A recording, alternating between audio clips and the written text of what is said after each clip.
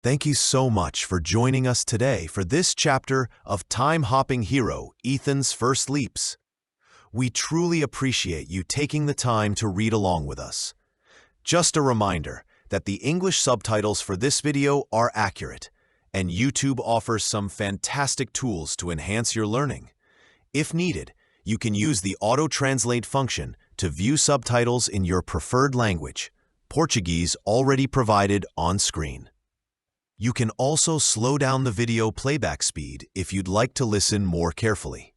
Thanks again for spending your valuable time with us. Enjoy the story. Time-hopping hero, Ethan's First Leaps. Copyright 2025. Chunking to Fluency. Chapter 4. The Path of Compassion. The silence in the Pruitt house was a constant, aching presence. A year had passed since Laura's laughter faded, since the vibrant colors of her art studio dulled. Ethan, now 13, felt the weight of her absence in every quiet corner, every untouched canvas.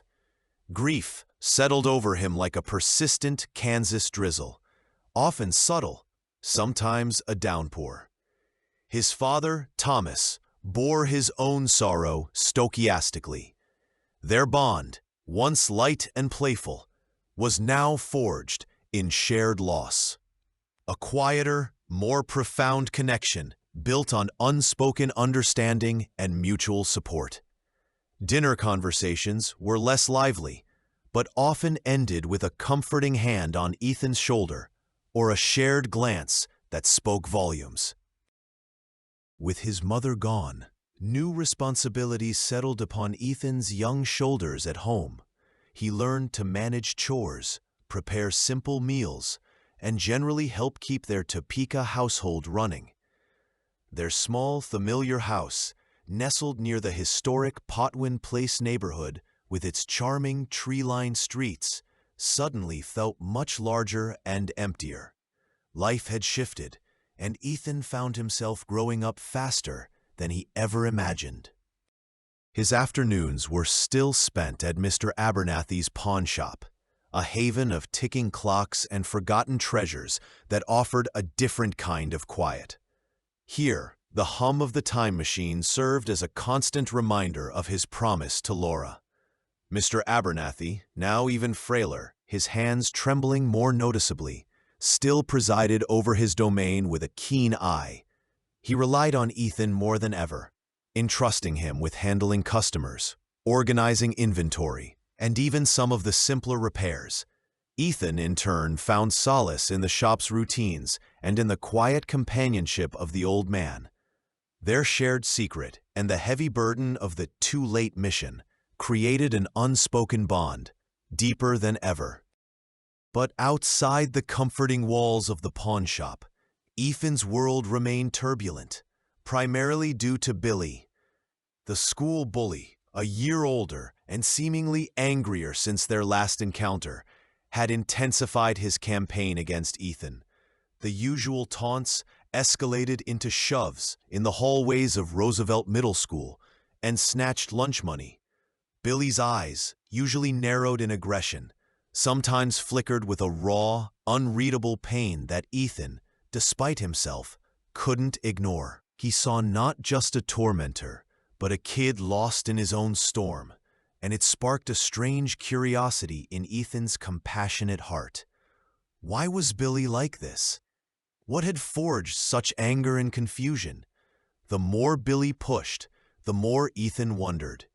He began to think about his next mission, not for a grand cause, but for something far more personal: understanding Billy's past.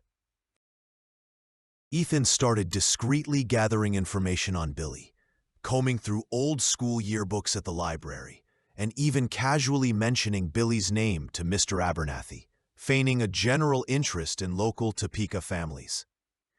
He researched family names in old city directories, learning about the various waves of settlement that shaped Topeka, from its beginnings as a free state town to its identity as the capital of Kansas.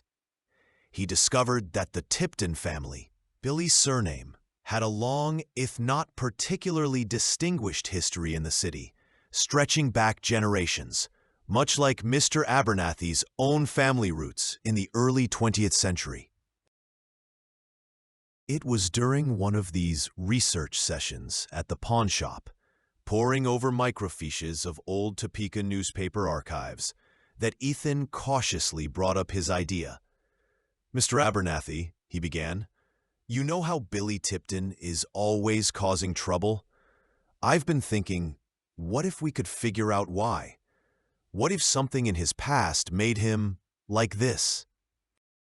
Mr. Abernathy, polishing a tarnished pocket watch, paused. His usually distant gaze sharpened, a flicker of understanding passing through his eyes. "Billy Tipton, you say? Ah, yes. The Tiptons lived down by the old Santa Fe shops, didn't they? Rough bunch, some of them. But Billy, a new generation." He looked at Ethan, a slow realization dawning. "You're thinking of a trip, aren't you, son? To observe?" Ethan nodded, a blush creeping up his neck. "Just to understand. Maybe there's a way to help him by knowing." A long silence followed, broken only by the rhythmic tick of the clocks. Then Mr. Abernathy straightened, his hand resting on Ethan's shoulder, a tremor running through his fingers. "Ethan," he said, his voice surprisingly firm, "Billy Tipton and I, we have more in common than you know. Not in temperament, mind you, but in a very particular kind of regret tied to our pasts here in Topeka." He took a deep breath, his gaze distant, lost in memory. "My own father, he and I, we had a terrible falling out just before he passed. Sudden it was. A stupid argument, childish on both our parts. And then he was gone. No chance to mend things, no chance to say sorry. A profound sadness settled over his features. I've carried that sorrow with me, Ethan, for years. A heavy burden. Always wished I could go back, just for a moment, to apologize, to make amends." He met Ethan's gaze, a glint of desperation in his usually calm eyes. "If you're going back to Billy Tipton's past, perhaps we could visit mine too? It would be two birds, one stone, wouldn't it?" The unspoken question hung in the air. Would Ethan help him fulfill a lifelong dream, a final act of peace for an old man? Ethan didn't hesitate. The thought of Mr. Abernathy carrying such a heavy burden for so long resonated deeply with his own recent grief. "Of course, Mr. Abernathy, we can do both." He spent the next few days meticulously calculating the coordinates, aiming for a period roughly 8 years in the past, when Billy would have been around 5 years old, and coinciding with the approximate time frame of Mr. Abernathy's father's passing. They discussed strategies for observation, remaining unseen, collecting information without interference. Mr. Abernathy shared fragmented memories of his old Topeka neighborhood near the Gage Park area, a familiar landmark to Ethan from countless visits to the Topeka Zoo. On the appointed night, with Thomas away at a science teachers' conference, Ethan helped Mr. Abernathy into the time machine. The old man moved slowly, but his eyes sparkled with an almost youthful excitement. "Topeka, 19XX, Ethan announced, confirming the destination. He engaged the temporal relays. The familiar roar filled the small shop, the world stretching and warping into streaks of light and shadow, then settling back into a muted, grainy reality. They materialized in a dark alleyway, just as planned, a few blocks from where Billy Tipton's childhood home supposedly stood. The air was different, carrying the faint scent of coal smoke and damp earth. Sounds were muted, distant echoes of an older Topeka. Moving cautiously, Mr. Abernathy leading the way with surprising focus, they found the dilapidated house on a quiet, dimly lit street. They watched from the shadows. The scenes they witnessed were heartbreaking. A younger Billy, small and frail, cowered in corners, recoiling from angry shouts and the sting of unearned blows. The air inside the house seemed thick with fear and resentment, an invisible poison that seeped into the child. Ethan felt a cold knot of understanding tighten in his stomach. This wasn't just observation. It was witnessing the very foundation of anger that now haunted Billy's eyes. Then Mr. Abernathy subtly shifted their vantage point, guiding Ethan to another part of town, to a different house, smaller and impeccably neat. They watched as a younger Mr. Abernathy, a man in his late 60s, stood arguing heatedly with an older, stern-faced man who bore a striking resemblance to him. Voices rose, words exchanged that Ethan couldn't quite discern, but the tension was palpable. Then the older man turned abruptly and walked away, his shoulders stiff with pride. The younger Mr. Abernathy watched him go, a mix of fury and stubbornness on his face. He never saw him again, Ethan realized, a sudden chill running through him. It was in that pregnant pause, as his past self watched his father disappear, that the present Mr. Abernathy took a shaky breath. He stepped slowly from the shadows of the alley, his eyes fixed on the retreating figure of his father. "Father," he rasped, his voice raw with decades of unexpressed anguish, the words bursting forth like a dam breaking. The older man, just a few yards ahead, paused and slowly turned, a flicker of surprise, then recognition on his face. "Son, what are you?" "I'm so sorry," Mr. Abernathy whispered, walking towards his father, his frail frame trembling, and reaching out a hand, not to touch, but in a gesture of profound regret and longing. "For everything, for the anger, for the pride, I'm so sorry we never fixed it." His father's stern expression softened, a glimmer of understanding, perhaps even forgiveness in his eyes. He didn't speak, but a weary nod, a slight tilt of his head, seemed to acknowledge the unexpected plea. A fragile moment of connection hung in the air, a silent bridge across years of unspoken pain, before Mr. Abernathy, of the past, walked away, still too proud to approach. The older man then turned and continued on his original path. A few moments later, Mr. Abernathy, the one standing beside Ethan, closed his eyes, a tear escaping, his lips barely moving, as if whispering a long-overdue apology into the quiet, unchanging past. The goal of making amends had been realized, not by altering the past, but by healing a wound in the present heart of the time traveler. The return trip was silent, but heavy with unspoken emotion. The familiar hum of the time machine as it rematerialized in the workshop felt grounding after the raw reality of the past. Ethan's mind replayed the scenes of young Billy, the fear in his eyes, the casual cruelty he endured. It solidified his resolve. Billy wasn't just a bully. He was a hurting child, and Ethan now had the insight, the knowledge, to potentially break that cycle. His mother's promise echoed in his ears, to use his gift for good, to understand the heart of things. Mr. Abernathy, however, seemed to carry a different weight. While a profound peace seemed to settle on his face, replacing decades of etched sorrow, his physical form appeared to have paid a cost. As he slowly climbed out of the machine, his hands trembled more violently than before, and a slight tremor ran through his whole body.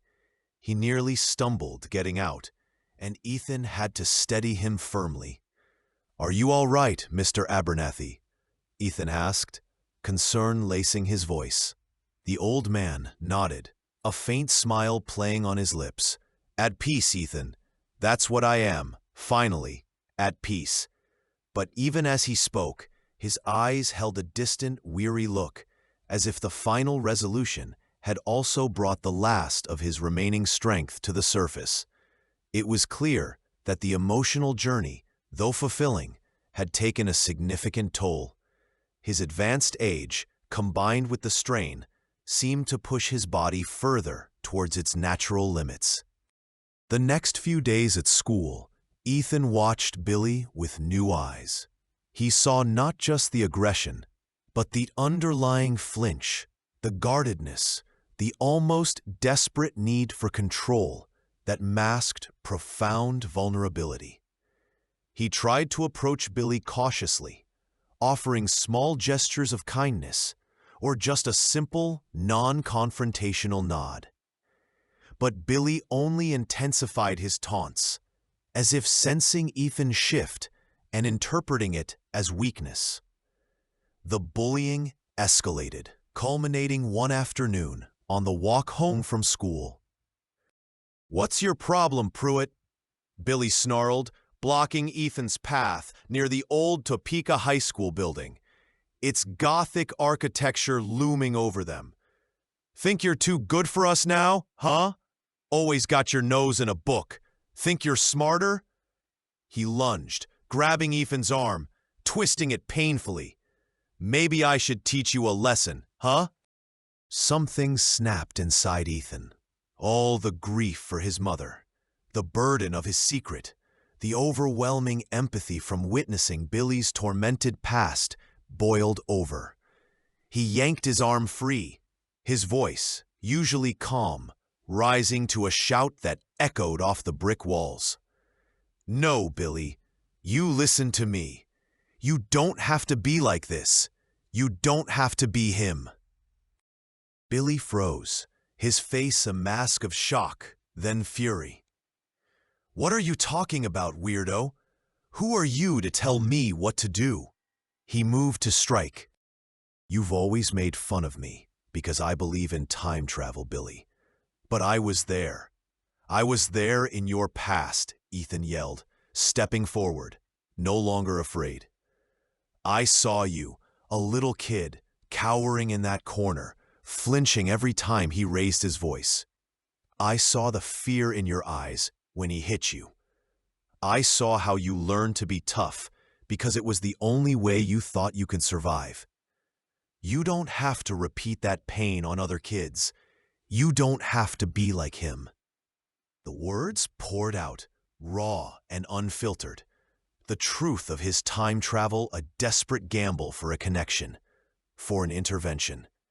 He saw the shift in Billy's eyes, the sudden widening, the flicker of naked terror and shame, a complete and utter breakdown of his hardened facade. The undeniable knowledge of his deepest secret, spoken by someone who shouldn't have known, stripped away all of Billy's defenses.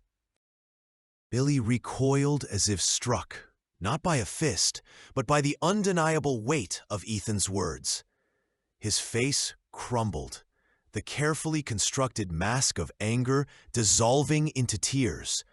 He staggered back against the cold brick wall of the school building, sliding to the ground, his shoulders shaking with silent sobs. The aggression was gone, replaced by a raw, exposed vulnerability that shocked Ethan. Ethan knelt beside him, the anger draining from him, replaced by a surge of overwhelming compassion. "All that matters now is you don't have to carry that pain alone anymore. You don't have to make other people feel what you felt. Let me help you."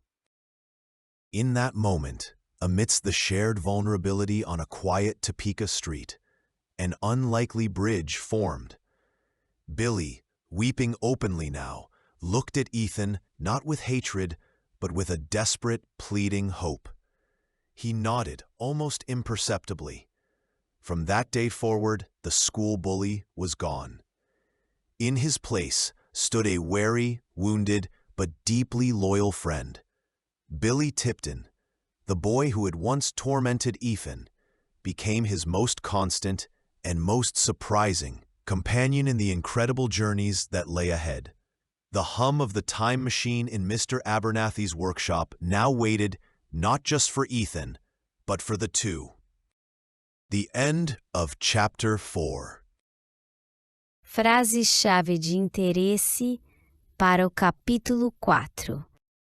Chunk phrases of interest for Chapter 4.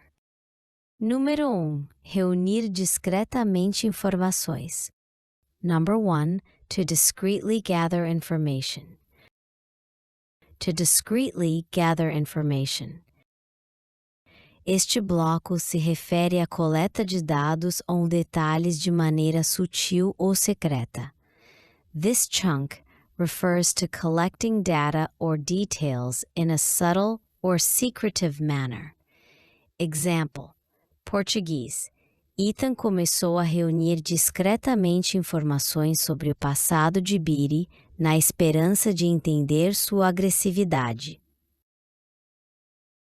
Example: English. Ethan started to discreetly gather information on Billy's past, hoping to understand his aggression. Ethan started to discreetly gather information on Billy's past, hoping to understand his aggression. Número 2. O luto se instalou sobre ele. Number 2. Grief settled over him. Grief settled over him. Esse bloco se refere a um sentimento de profunda tristeza ou pesar que se torna uma presença persistente. This chunk refers to a feeling of deep sorrow or sadness becoming a persistent presence. Example: após a morte de Laura, o luto se instalou sobre ele como um cobertor pesado, nunca realmente saindo. Example: English. After Laura's death, grief settled over him like a heavy blanket, never truly leaving. After Laura's death, grief settled over him like a heavy blanket, never truly leaving. Número 3. Vínculo não dito. Number 3. An unspoken bond. An unspoken bond.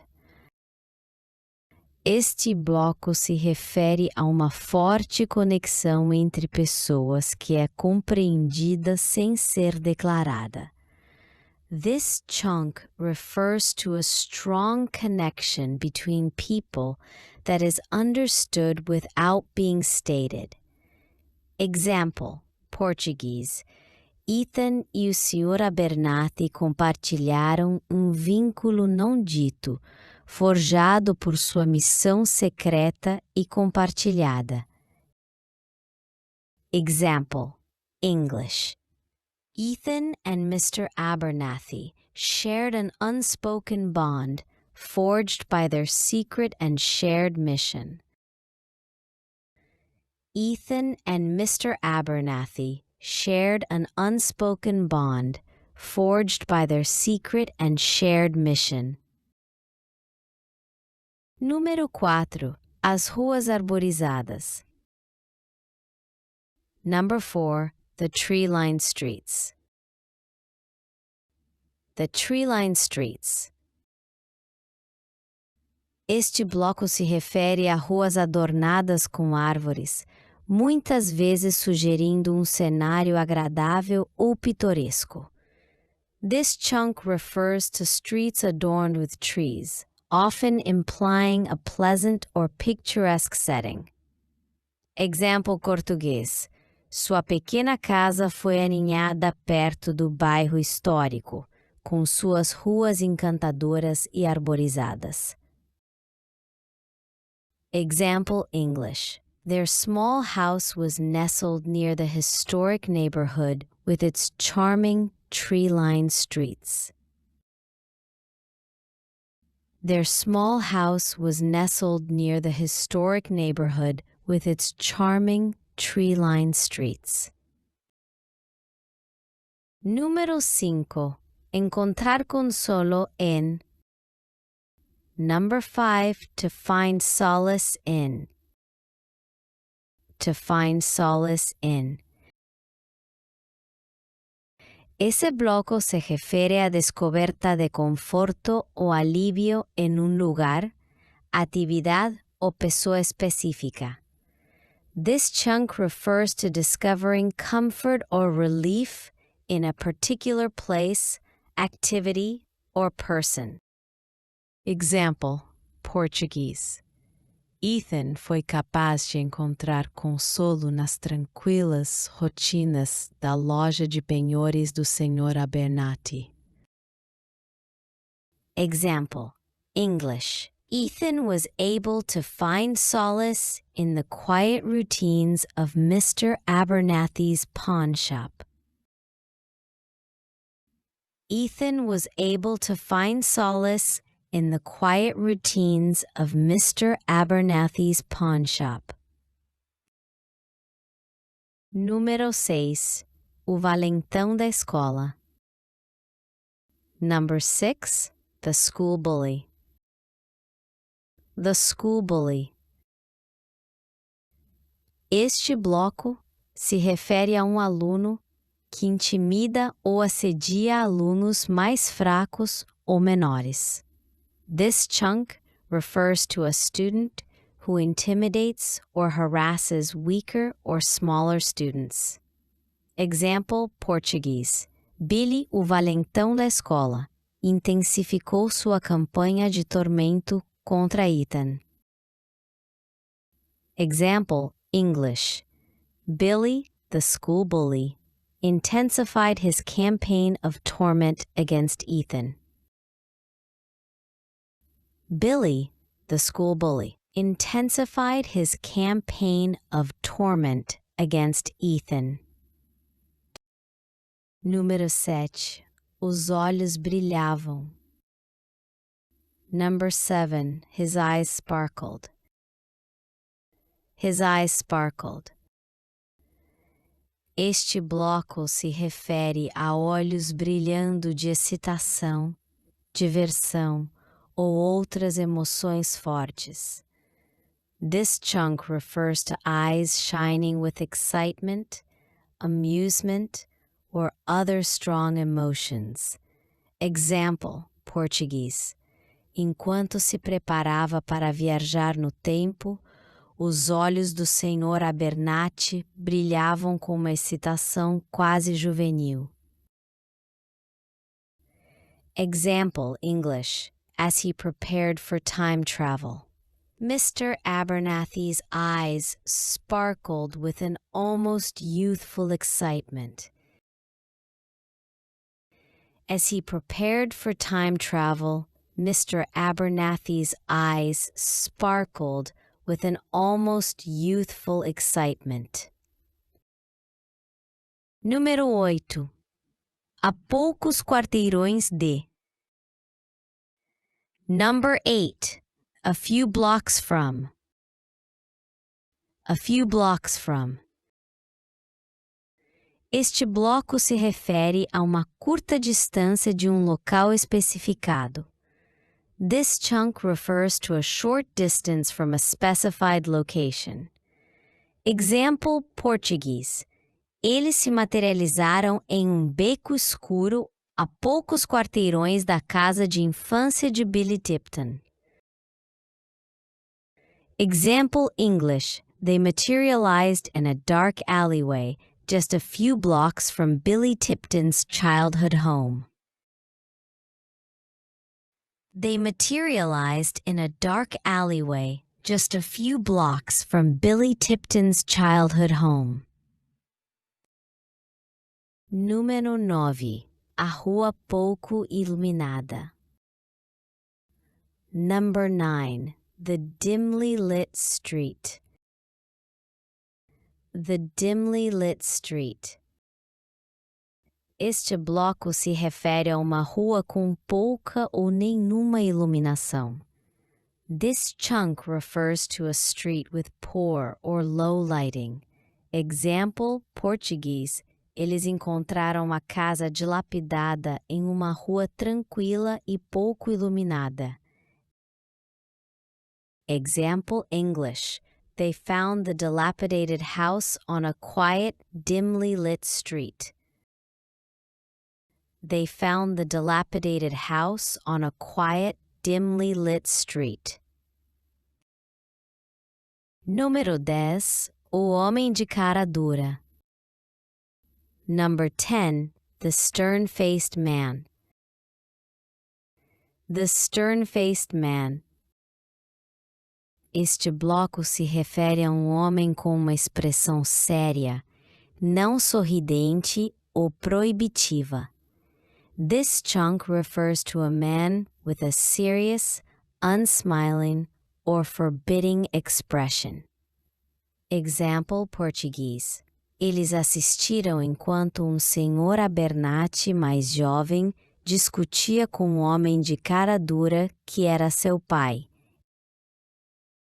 Example English. They watched as a younger Mr. Abernathy argued with the stern-faced man who was his father. They watched as a younger Mr. Abernathy argued with the stern-faced man who was his father. Número 11. A tensão era palpável. Number 11. The tension was palpable. The tension was palpable. Este bloco se refere a uma sensação muito forte e perceptível de estresse ou desconforto na atmosfera. This chunk refers to a very strong and noticeable feeling of stress or unease in the atmosphere. Example, português. As vozes subiram durante a discussão e a tensão era palpável entre pai e filho. Example, English. Voices rose during the argument, and the tension was palpable between father and son. Voices rose during the argument, and the tension was palpable between father and son. Número 12. Ele virou-se abruptamente. Number 12. He turned abruptly. He turned abruptly. Este bloco se refere a alguém mudando de direção de forma rápida e repentina. This chunk refers to someone quickly and suddenly changing direction. Example, português. Após a discussão, o homem mais velho virou-se abruptamente e afastou-se, com os ombros rígidos de orgulho. Example English. After the argument, the older man turned abruptly and walked away, his shoulders stiff with pride. After the argument, the older man turned abruptly and walked away, his shoulders stiff with pride. Número 13. A angústia não expressa. Number 13. The unexpressed anguish. The unexpressed anguish. Este bloco se refere à dor ou sofrimento emocional profundo que não foi falado ou demonstrado. This chunk refers to deep emotional pain or suffering that has not been spoken about or shown. Example, português. A voz do Sr. Abernathy estava crua com décadas de angústia não expressa sobre seu pai. Example, English. Mr. Abernathy's voice was raw with decades of unexpressed anguish over his father. Mr. Abernathy's voice was raw with decades of unexpressed anguish over his father. Número 14. Solidificou sua determinação. Number 14. It solidified his resolve. It solidified his resolve. Este bloco se refere a um evento ou realização que torna a decisão ou determinação de alguém mais forte e firme. This chunk refers to an event or realization making someone's decision or determination stronger and firmer. Example, português, testemunhar o abuso passado de Billy solidificou sua determinação de ajudá-lo. Example, English. Witnessing Billy's past abuse solidified his resolve to help him. Witnessing Billy's past abuse solidified his resolve to help him. Número 15. Potencialmente quebrar o ciclo. Number 15. To potentially break the cycle. To potentially break the cycle. Este bloco se refere à possibilidade de interromper um padrão recorrente, especialmente no negativo. This chunk refers to the possibility of stopping a recurring pattern, especially a negative one. Example, português. Ethan agora tinha percepção para potencialmente quebrar o ciclo de dor e raiva que assombrava Billy. Example, English. Ethan now had the insight to potentially break the cycle of pain and anger that haunted Billy. Ethan now had the insight to potentially break the cycle of pain and anger that haunted Billy. Número 16. Ele o atacou.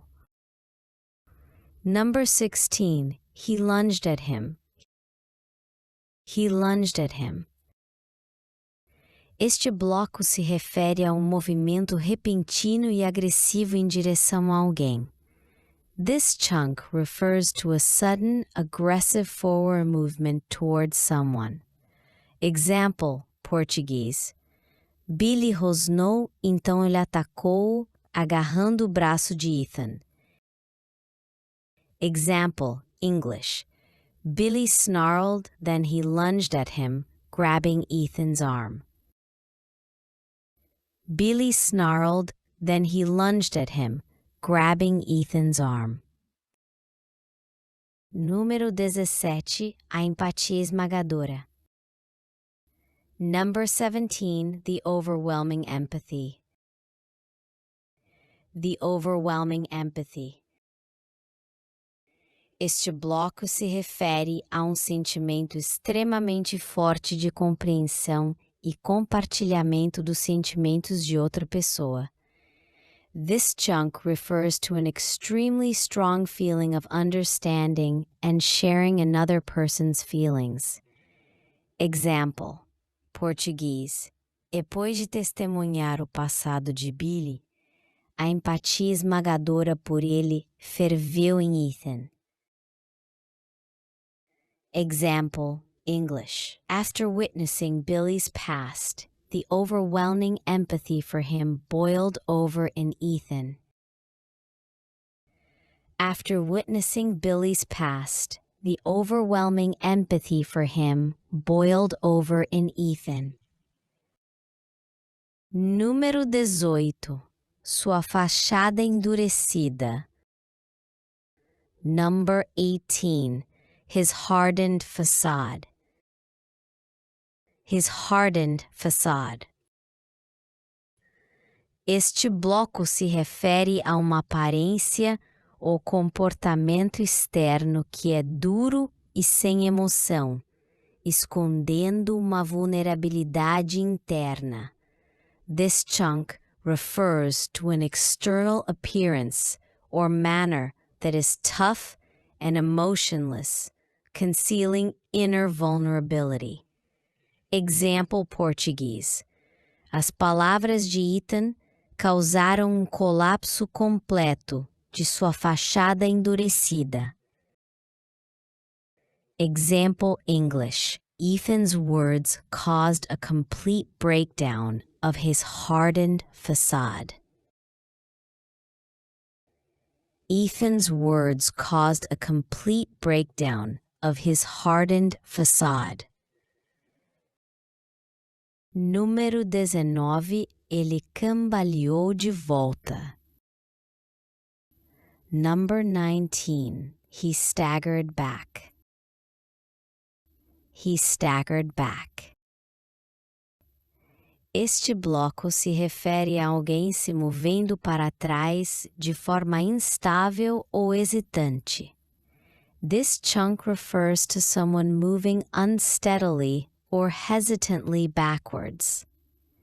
Example português. Atingido pela verdade, Billy cambaleou de volta contra a parede da escola.